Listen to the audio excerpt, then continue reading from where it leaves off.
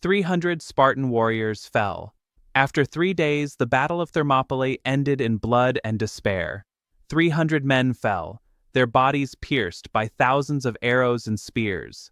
The ground ran red, screams merged with the clash of steel, echoing in the sea wind. Leonidas died standing like a symbol, but even that symbol could not save Greece. News of the defeat at Thermopylae spread like a plague. Athens panicked. Corinth fell into despair. Sparta, draped in mourning. All of Greece understood. Nothing could stop Xerxes now, the ruthless Persian king marching south with hundreds of thousands of soldiers. Behind his empire's victory lay machines of torture waiting. This was not just conquest of land, it was the crushing of a nation's soul. According to ancient records and modern estimates, Persia brought over 200,000 troops, including infantry, cavalry, archers, and a naval force drawn from every corner of its vassal lands. Greece had only around 7,000 men defending Thermopylae in the beginning, among them 300 elite Spartan soldiers. The battle ended with the complete destruction of the Greek forces. Only a few survivors remained to carry the terrible news. And then, the massacres began. In the cities that surrendered, Greeks were crucified, flayed alive, stabbed through the throat. Women were taken as sex slaves. Children were forced into labor, serving the Persian army.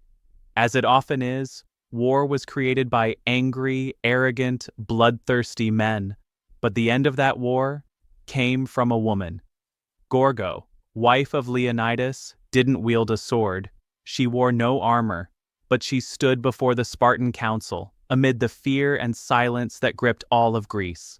And with just one sentence, spoken to Themistocles, the Athenian leader, Gorgo ended one of the bloodiest wars between Greece and Persia.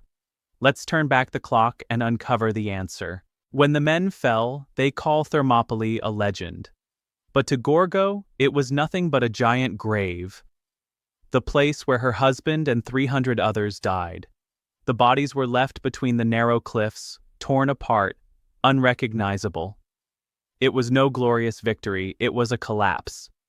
And from that moment on, Sparta had no men left to lead. Sparta lay in ruin. Children stood silent, staring at the empty city walls. The surviving generals argued pointlessly in the council chamber. No one dared sit in Leonidas's chair. No one wanted to inherit a glory that had turned into a curse. Gorgo stepped into the chaos, a widow, no sword in hand, but her eyes, cold as forged steel. Disastrous news from the seafront swept in like a storm. The enemy had changed. No longer ragtag soldiers, but a shadow with a name, Emia, the Persian warlord. Greek prisoners were not executed to kill, but to break the spirit. Their mouths sewn shut with thorn thread, forced to drink seawater until their insides burst. Those captured at sea were tied to masts, their fingernails ripped off, turned into moving targets for Persian archers. Some survived but were abandoned in pitch-black cargo holds, where maggots ate their flesh hour by hour. Others were bound to stones and thrown into the dark sea to feel the cold water fill their lungs before death. This was no longer war, it was a message: surrender or be destroyed, body and soul. But just then, when everything seemed lost, Gorgo did not retreat. She did not weep. She did not kneel. She began to answer, with her mind, her words, and fire. A war without angels. Gorgo read through the reports detailing Persian torture methods, each line cut into her like a blade. But then she remembered something most people tried to forget. Sparta had done the same. In the old days, when Spartan soldiers captured Persian prisoners, they tied them beneath the sun, letting vultures gouge out their eyes and seabirds peck away their flesh. It was considered a reward for warriors, a gruesome pastime. The Greeks once boiled olive oil with river water, then plunged prisoners into the mixture, not to kill them, but to make their skin peel off in sheets, like a shedding snake. After that, they were flayed alive to the sound of their own screams. In Athens, captured Persian engineers were sent to special chambers. A brass press had been crafted just for them, designed to snap each joint, each toe and finger without letting them die too soon. War has no angels, only people, and people, when pushed to the edge, become beasts. Gorgo knew that better than anyone. And because she knew, she kept her sanity in the madness. She didn't cry for Greece like some helpless victim. She saw her nation's sins and understood this. If you want to survive, you must be willing to stare into the darkness for a long, long time and not let it devour you. Emia, the black wind from the sea. In every tale of the enemy, one name kept Gorgo's eyes fixed on the war maps. Emia Sonovich, commander of the Persian fleet, the woman who sank 17 Greek warships in a single night. Emia had once been a slave child in Greece. She was raped by the very soldiers people now call heroes. Her family was burned alive. She was sold from one master to another. Whips, humiliation, and the silence of those around her forged her in the fire of hatred. Persia didn't just save Emia, they turned her into a weapon.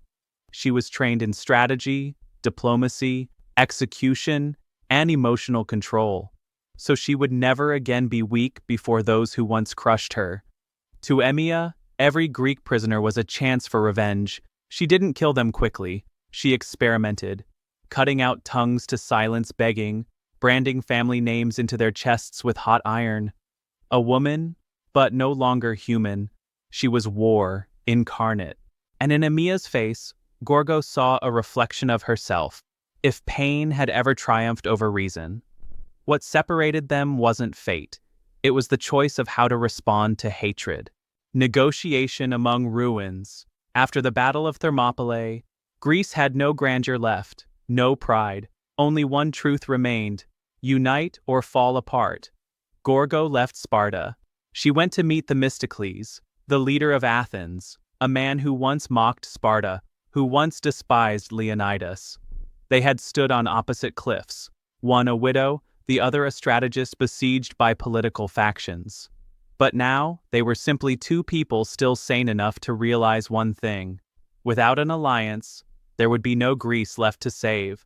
Gorgo did not beg. She did not plead. She simply said, "Leonidas paid the price for freedom. Now it's your turn to pay the rest." And Themistocles understood, because in the eyes of the woman before him, there were no tears, only fire. From that moment, an alliance was formed. The Greek fleet united.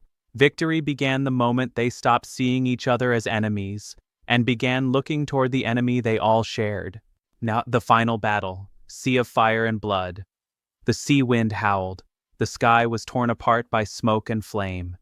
In the waters of Salamis, history was not written in words, but in blood. The Battle of Salamis. When the sea became a graveyard, the Greek alliance had nowhere left to retreat. Before them loomed the mighty Persian fleet, vast in number, armed with cutting-edge weaponry, and fueled by a pride that had never been broken.